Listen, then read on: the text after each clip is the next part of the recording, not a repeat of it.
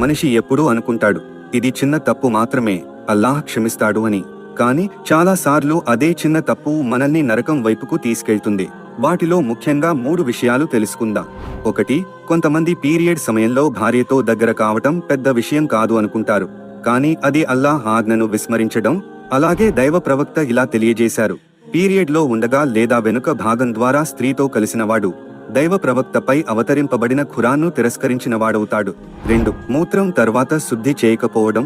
ఒకసారి ప్రవక్త వారు 2 సమాధుల వద్దగా వెళ్లుతుండగా అందులో ఉన్న ఇద్దరికీ శిక్ష పడుతోందని చెప్పారు. వీరు పెద్ద పాపం చేసినందుకు కాదు, వారిలో ఒకడు తన మూత్రం నుండి జాగ్రత్త పడకపోవడం, మరొకడు మధ్యలో నిందలు, మాటలు పంచి విభేదాలు కలిగించడం వల్ల శిక్ష పడుతున్నారు. 3. దైవ ప్రవక్త ఇలా తెలియజేశారు, ఇజార్ యొక్క చీలమండల క్రింద వేలాడుతున్న భాగం అగ్నిలో ఉంది. మోకాళ్ల కింద దుస్తులు ఉంచడం అహంకారంతో చేస్తే పెద్ద పాపం. అల్లాహ్ దృష్టిలో ఇది ఇష్టమైనది కాదు.